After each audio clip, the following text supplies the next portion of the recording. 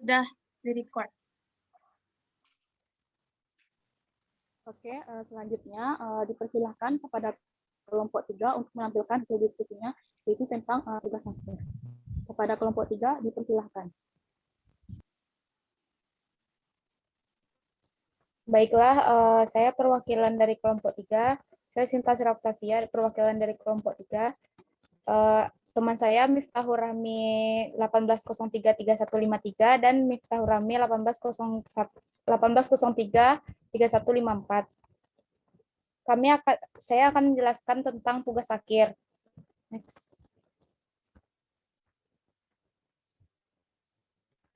Pada daftar isi terdapat kata lanjut aja. Bab 1.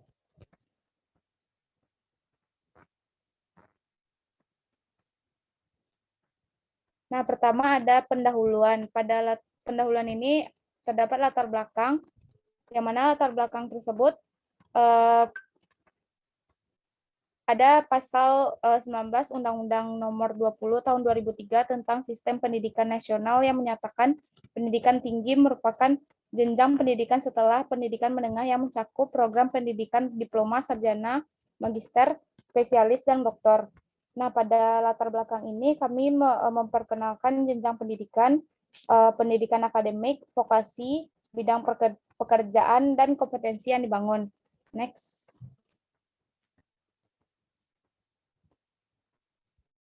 Selanjutnya ada rumusan masalah. Rumusan masalah yang pertama yaitu bagaimana maksud dan tujuan dari penulisan tugas akhir. Yang kedua, apa jenis-jenis dari tugas akhir.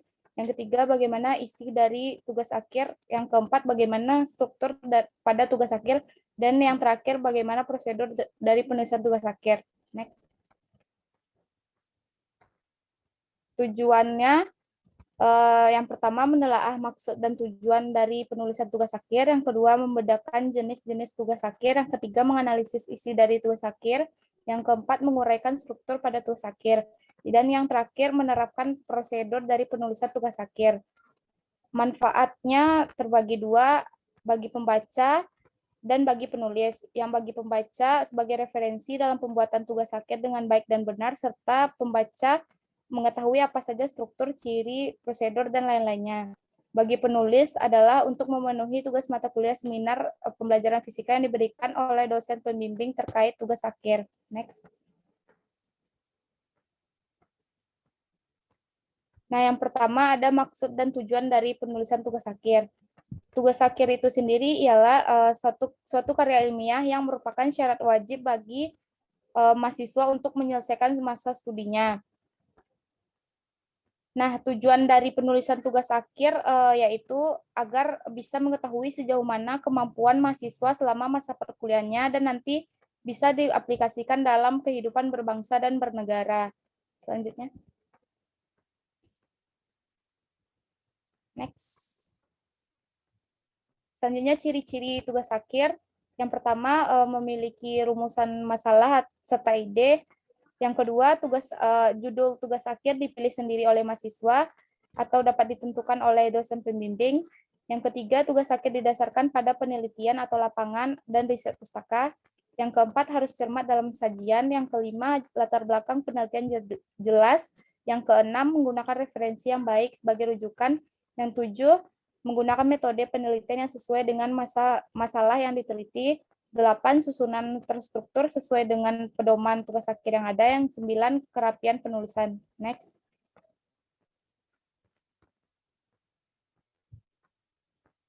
Selanjutnya ada jenis-jenis tugas akhir.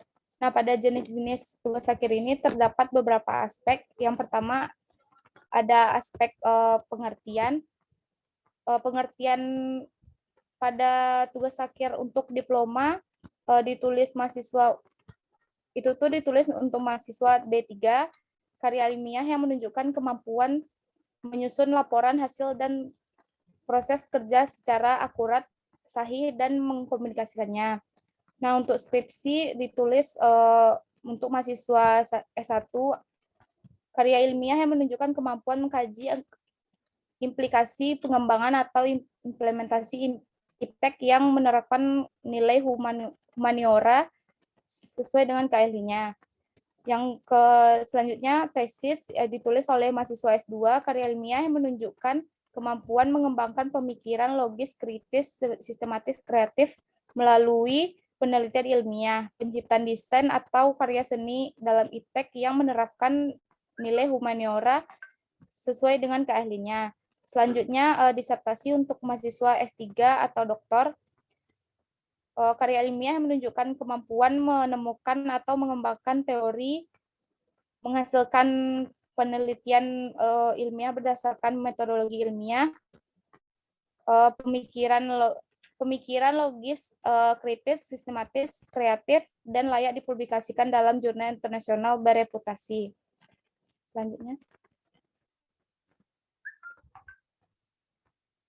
Selanjutnya ada aspek permasalahan. Pada diploma atau tugas akhir untuk diploma, sumbangan temuan penelitian tidak dituntut. Identifikasi masalah dari koran, majalah, buku, jurnal ilmiah, laporan penelitian, seminar, atau keadaan lapangan. Topik kajian cenderung pemecahan masalah praktis. Selanjutnya skripsi, sumbangan temuan penelitian tidak dituntut juga. Identifikasinya sama dengan tugas akhir untuk diploma. Topik kajian cenderung penerapan ilmu. Selanjutnya tesis mengarahkan permasalahan yang dibahas dan memiliki temuan sebagai sumbangan bagi iptek untuk mengisi celah yang belum ditemukan berdasarkan kajian penelitian terdahulu yang telah dipublikasikan dalam jurnal internasional terakreditasi atau internasional bereputasi.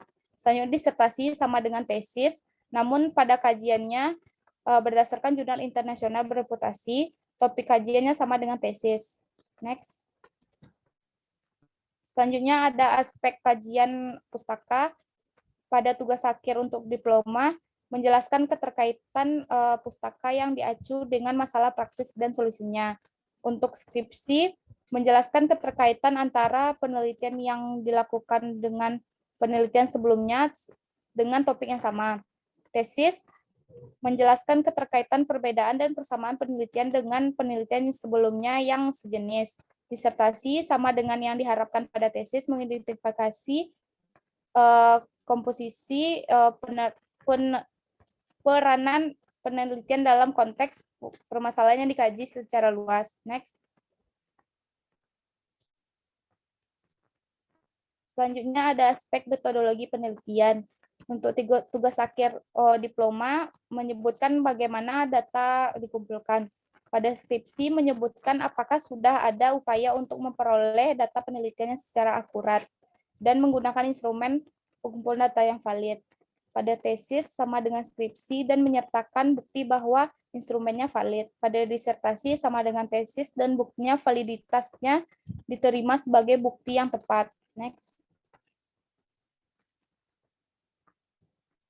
Selanjutnya ada isi tugas akhir. Pada isi tugas akhir ini, untuk diploma terdiri dari 5 bab. Bab pertama pendahuluan, bab 2 landasan teori, bab 3 analisa perancangan, bab 4 hasil pembahasan, bab 5 simpulan saran. Untuk skripsi terdiri juga dari 5 bab. Bab 1 pendahuluan, bab 2 kajian teori, bab 3 metode penelitian, bab 4 hasil dan pembahasan, bab 5 simpulan dan saran. Untuk tesis terdiri dari 5 bab juga, bab 1 pendahuluan, bab 2 tinjau pustaka, bab 3 metodologi, bab 4 hasil dan analisa, bab 5 kesimpulan dan saran. Disertasi terdiri dari 5 bab juga, bab 1 pendahuluan, bab 2 kajian teori, bab 3 metode penelitian, bab 4 hasil dan pembahasan, bab 5 simpulan keterbatasan dan implikasi. Next.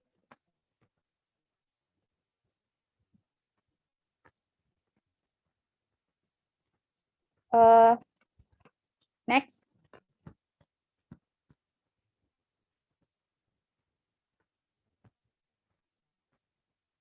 Selanjutnya ada struktur dari tugas akhir. Kelompok 3, waktunya tersisa 5 menit lagi. Selanjutnya ada selanjutnya ada struktur tugas akhir, terdapat bagian awal, bagian isi, dan bagian penutup. Next.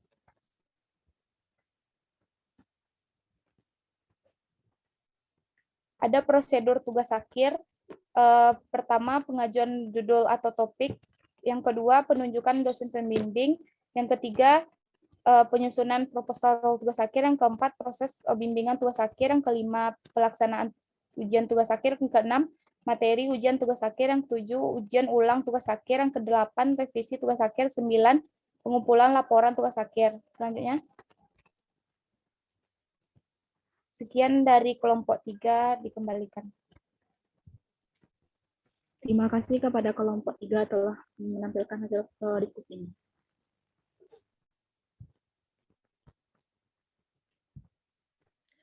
Dito, tolong izinkan Pak ISS toh.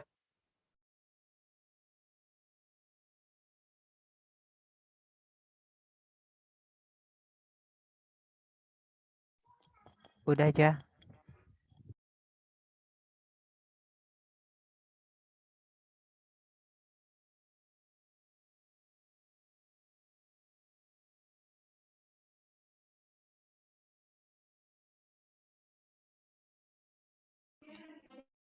Kepada kelompok 4 dipersilahkan untuk menampilkan hasil diskusinya.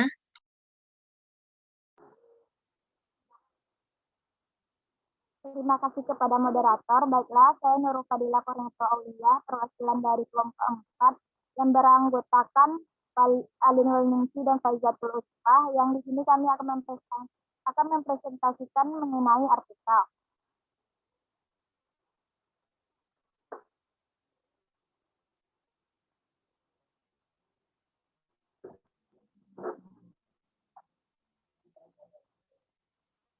Nah, untuk diketahui bersama, artikel sendiri banyak diminati oleh masyarakat luas sebagai salah satu bahan untuk melakukan penelitian. Biasanya artikel hanya membahas satu pokok permasalahan. Nah, artikel sendiri merupakan bagian dari sebuah jurnal, dalam artian jurnal ini merupakan tempat dari artikel dalam satu nomor terbitan jurnal. Artikel tidak hanya ada dalam jurnal, tetapi juga ada dalam majalah, surat kabar, tabloid, dan sejenisnya. Artikel ini bisa dijadikan media komunikasi yang digunakan oleh dosen, mahasiswa, peneliti, ataupun ilmuwan yang lain untuk menyampaikan hasil penelitiannya ataupun hasil kajian dari ilmunya. Selanjutnya.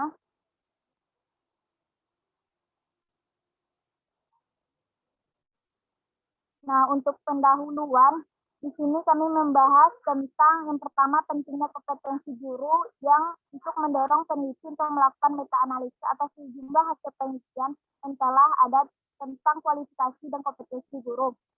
Nah, berdasarkan Undang-Undang Nomor 14 Tahun 2005 Pasal 10 Ayat 1 tentang guru dan dosen yang meliputi kompetensi pedagogi, profesional, kepribadian, dan sosial. Nah, salah satu kompetensi yang memiliki keterkaitan dalam pengembangan keilmuan adalah kompetensi profesional. Kompetensi ini merupakan kemampuan guru dalam menguasai pengetahuan di bidang ilmu pengetahuan, teknologi, ataupun seni dan budaya yang diampunya. Nah, salah satu jenis pengembangan profesi berkelanjutan adalah publikasi ilmiah berupa hasil penelitian ataupun gagasan di bidang pendidikan formal. Selanjutnya.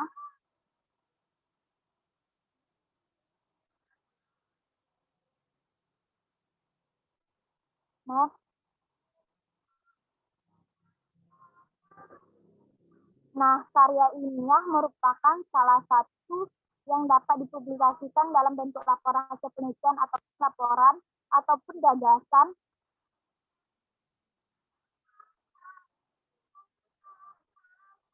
Nah, artikel sendiri dapat berfungsi sebagai sarana untuk menyampaikan gagasan penulis atau kepada masyarakat, sarana publikasi dan pemikiran secara ilmiah melalui jurnal ilmiah, dan membantu penulis untuk berpikir secara sistematis dan melatih penggunaan bahasa secara baik dan teratur.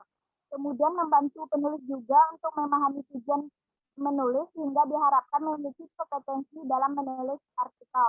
Cara untuk menjelaskan atau membahas suatu masalah sesuai dengan bidang ilmu tertentu memberikan dampak akademis kepada penulis artikel. Selanjutnya.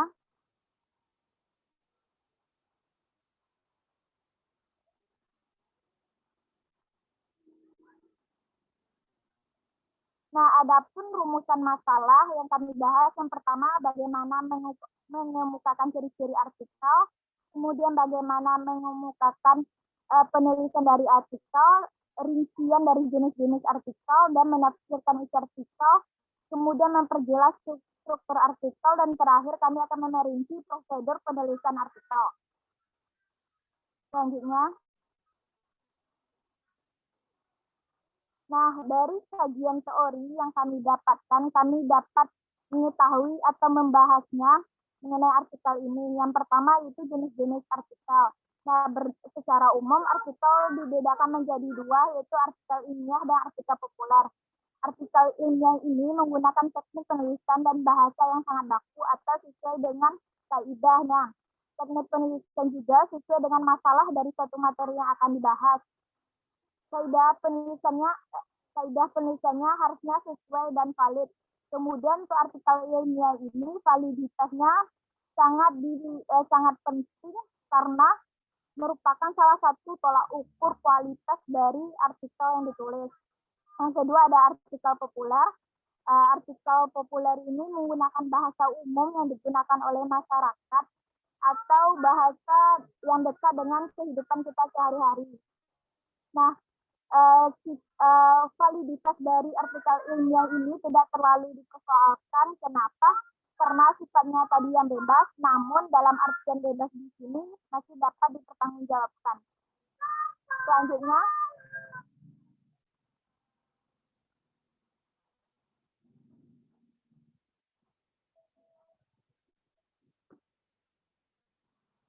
dapat kita lihat bersama-sama di sini ada contoh dari artikel ilmiah dan artikel populer. Nah, pada artikel ilmiah sendiri dapat kita lihat pada bagian judulnya menggunakan bahasa yang baku. Sedangkan artikel populer judulnya lebih ke bahasa yang lebih ke masyarakat atau bahasa kita di kehidupan sehari-hari. Selanjutnya.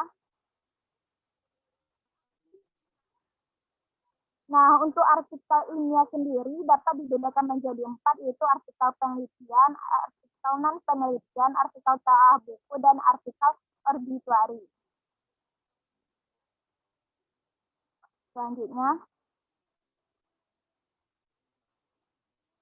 artikel penelitian sendiri seperti namanya itu artikel yang hasilnya merupakan hasil dari penelitian atau disebut juga dengan artikel asli, merupakan artikel ilmiah dari hasil penelitian ataupun kita dapat juga berupa konsep asli yang dikembangkan dari artikel-artikel ilmiah yang telah dipublikasikan. Untuk contohnya dapat teman-teman lihat sendiri pada layar slide. Selanjutnya,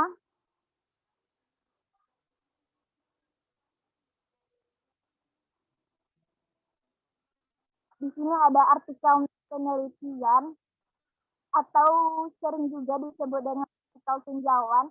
Isinya beragam, dapat berupa teori, konsep, prinsip, pengembangan suatu model, mendeskripsikan fakta atau fenomena tertentu, bahkan dapat menilai suatu produk dan lain-lain.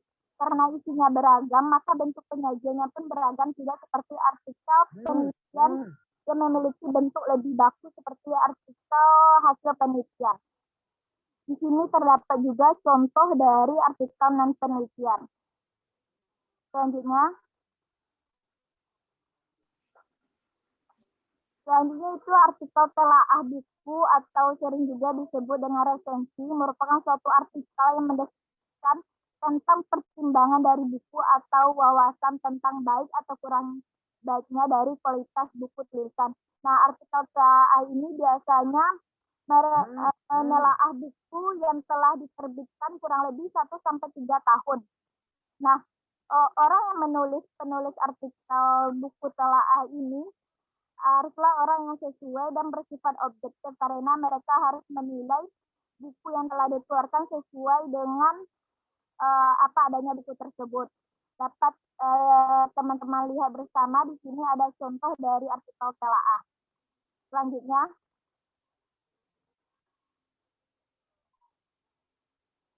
yang terakhir adalah artikel obituari. Ada biasanya artikel ini ditulis. Diingatkan kepada kelompok 4, waktunya tinggal 5 menit lagi. Atau setidak-tidaknya yang telah memberikan banyak inspirasi selama hidupnya. Obituari berisikan dengan perjalanan hidup seorang ilmuwan beserta perjuangannya dalam menyandang ilmunya sebagai penghormatan bagi ilmuwan tersebut. Dan contohnya dapat teman-teman lihat bersama selanjutnya. Nah, di sini ada ciri-ciri dari artikel. Kalau artikel ilmiah memiliki ciri-ciri lugas, logis, tuntas, objektif, cermat, jelas dan padat, menyajikan fakta yang objektif, kemudian penulisan cermat, sistematis, tidak emotif, tidak membuat pandangan tanpa mendukung, tidak argumentatif, tidak persuasif, dan kebenaran sesuai dengan fakta.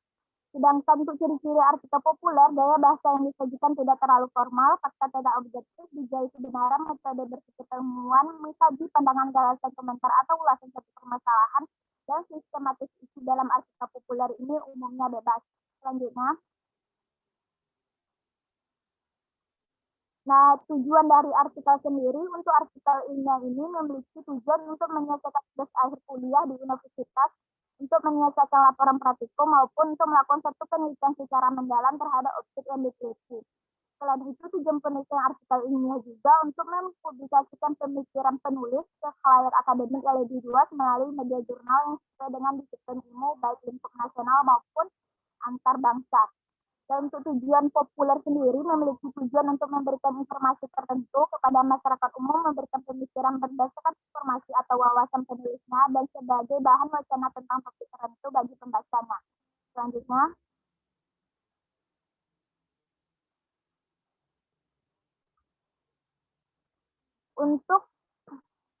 Untuk isi artikel sendiri, kalau artikel ilmiah ini berdasarkan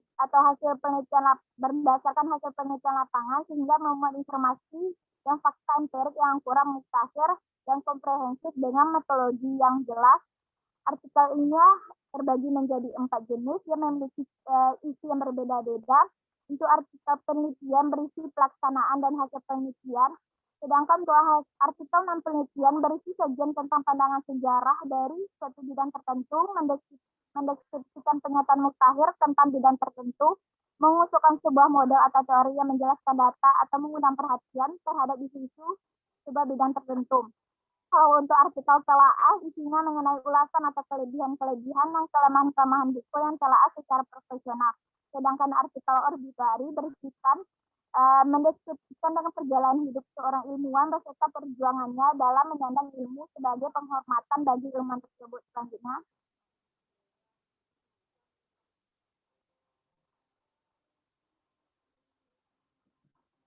Isi dari artikel secara umum, kalau pada artikel populer, materinya tidak harus berdasarkan pada fakta-fakta empirik atau penelitian, tetapi bisa juga dari hasil pengamatan ataupun perenungan dari penulis. Selanjutnya. Adapun struktur artikel, kalau artikel ilmiah memiliki struktur judul, nama, keterangan penulis, abstrak, kata kunci pendahuluan, metode, hasil pembahasan, simpulan, saran, dan terakhir daftar pustaka. Sedangkan artikel populer memiliki struktur judul, nama penulis, abstrak, kata kunci pendahuluan, bagian inti, penutup, dan daftar pustaka. Selanjutnya. Adapun struktur untuk telaah buku lebih sedikit, itu ada bagian pendahuluan, pengenalan, bagian penilaian, dan terakhir bagian akhir. Untuk artikel populer, di sini bukan artikel populer teman-teman, artikel obituari. Maaf kami mengalami kesalahan. Isinya ada memuat biografi singkat, memuat karir akademik dengan memuat sejumlah karya-karya menonjol di bidangnya, memuat sejumlah penghargaan akademik yang diperoleh serta komentar-komentar sahabat atau kolega di bidangnya. Yang terakhir, riwayat pendidikan dan sejumlah penghargaan yang diterimanya. Sekian dari kami, saya kembalikan kepada moderator.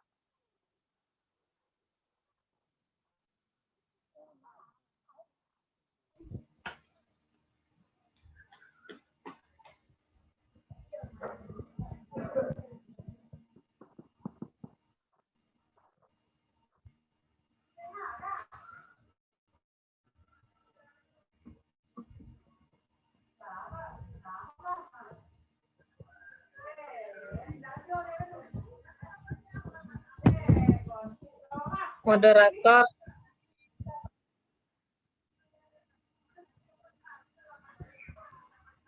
Moderator kelompok 6.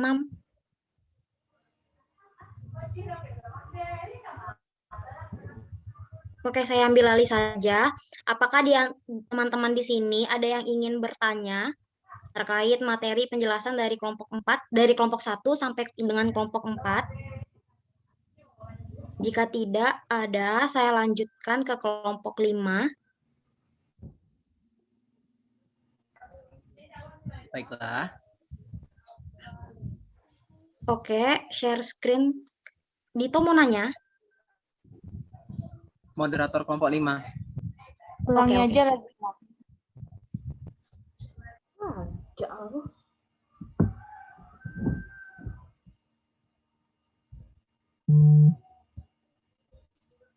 Baiklah, pada kesempatan kali ini kita persilakan kepada kelompok 5 menampilkan hasil presentasinya dimulai dari sekarang. Bukan tuh, kita tanya jawab.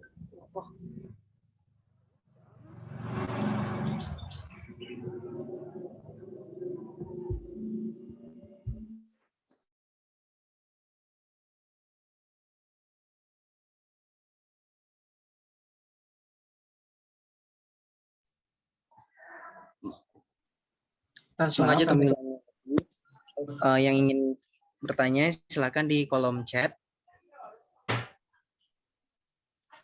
Kenapa cuma satu chatnya?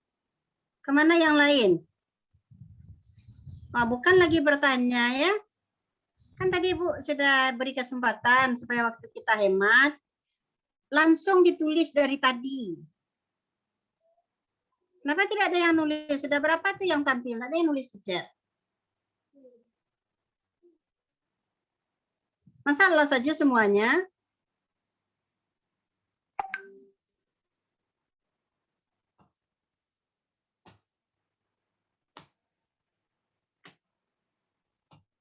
Didengarkan enggak presentasi tadi itu? Dengarkan, Bu. Tapi kenapa tidak satu pun tanggapan atau pertanyaan sebanyak ini isi kelas? Dan yang presentasi sampai 4 kelompok. Pada kemana?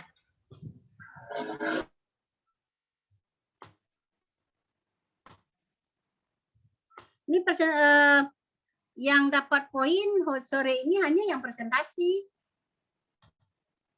Pemateri 1, 2, 3, dan 4. Serta moderator.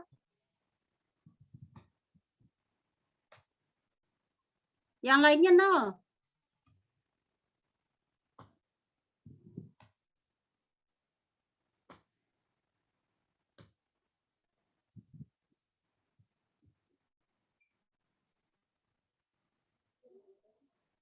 Satu pertanyaan dari Ibu. Untuk yang tugas akhir boleh menjawab. Untuk yang laporan boleh juga yang menjawab ya. Terutama untuk yang tugas akhir tentunya. Apa itu sinopsis?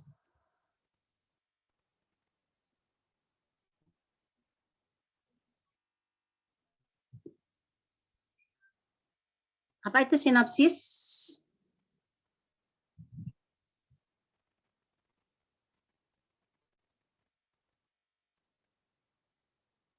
Dan di tugas akhir yang mana adanya sinopsis?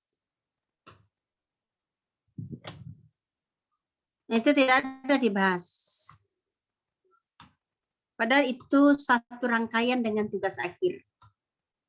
Harus dibahas dengan salah satu tugas akhir. Harus ada di dalam makalahnya. Apa itu sinopsis? Apa saja isinya? Untuk apa itu ditulis? Itu harus dibahas di tugas akhir. Karena itu bagian dari salah satu tugas akhir seperti Ibu sampaikan tadi.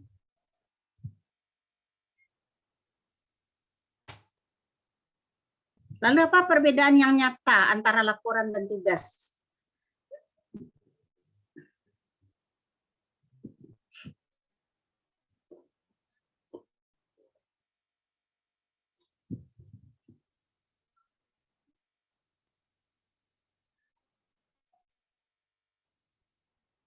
Apa beda laporan dan tugas?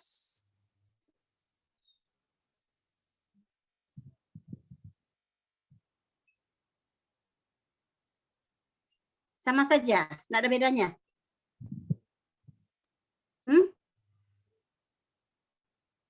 Nah, Ananda semuanya, setelah presentasi ini, sisa berapa kelompok lagi? Sisa berapa kelompok lagi? 9 Berapa? Kelompok lagi, Bu. Nah, kita akan usahakan selesai dalam satu pertemuan di depan. Jadi kita akan mulai insya Allah di awal waktu ya. Semoga aja Ibu bisa memburu-buru. Karena dari pagi Ibu tidak ada istirahat. Mengajar dan menguji dari pagi. Ya.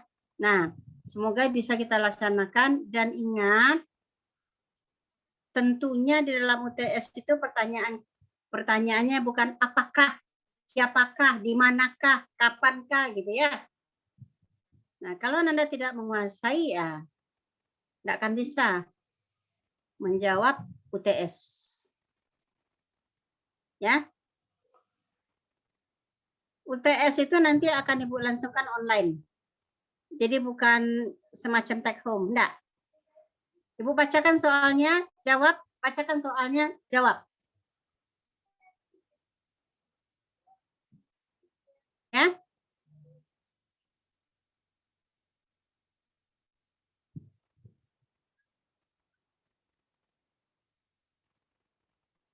Jadi kalau membisu selama perkuliahan, kerugiannya yang pertama, nilai partisipasi tidak ada, nol. Yang kedua, penguasaannya itu pasti minim. Artinya Nanda tidak membaca. Kalau Nanda tidak membaca, oke lah. Paling tidak mendengar, mencermati presentasi tadi. Banyak sebetulnya yang bisa ditambahkan dalam presentasi itu. Banyak yang bisa ditanyakan. Nah, tapi tidak ada. Kenapa? Nah, karena Anda tidak serius mengikuti presentasi. Kalau serius pasti ada. Pasti nampak peluang untuk bertanya. Nah, jangan lakukan lagi minggu depan. Ya. Ibu kenapa menyuruh menulis di chat? Supaya Ananda tidak lupa. Kalau menanyakannya ke presenter 1. Padahal kita diberi kesempatan dijawab pertanyaannya itu di akhir sesi setelah 4 kelompok tampil untuk presentasi. Jadi pertanyaannya tidak lupa. Langsung ditulis di chat. Ini tidak ada yang menulis di chat. Setelah Ibu ngomong baru nulis. Percuma. Tidak ada lagi artinya. Kan dari awal Ibu udah bilang tadi. Silahkan masukkan langsung pertanyaan atau sarannya di chat. Nah, setelah Ibu bicara, baru dikirim ke chat. Ya udah telat. Itu namanya sekadar memenuhi syarat, bukan karena ingin berpartisipasi secara aktif di dalam perkuliahan. Nah, rubah. Minggu depan jangan seperti ini lagi. Baik, Bu. Ya, kehadiran Ananda di dalam kelas, ya, aktif di dalam kelas, tidak dimatikan videonya, itu tidak akan memberikan ya pencapaian Ananda melebihi nilai cukup. Itu pun kalau tugasnya sudah masuk.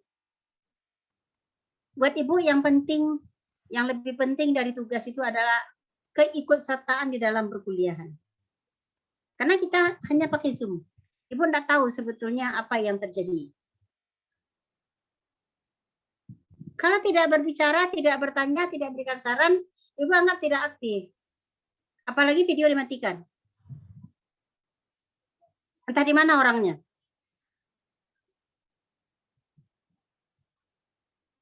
Ya, ada tuh orang-orang yang paling rajin mematikan video di dalam perkuliahan.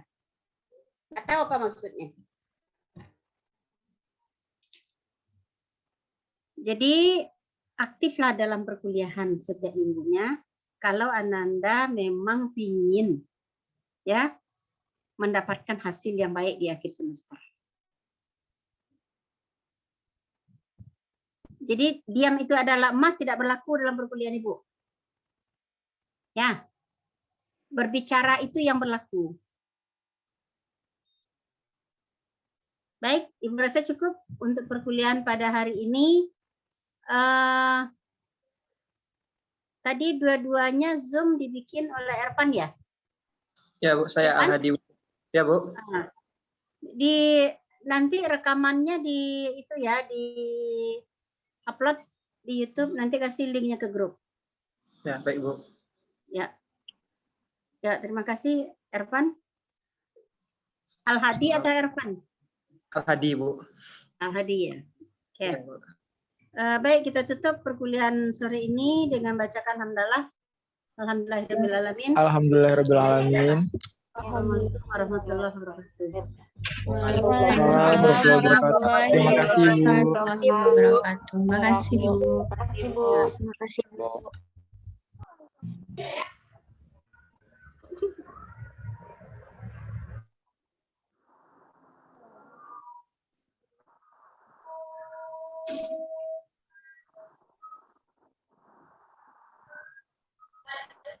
Sorry yang kelompok 5 tadi.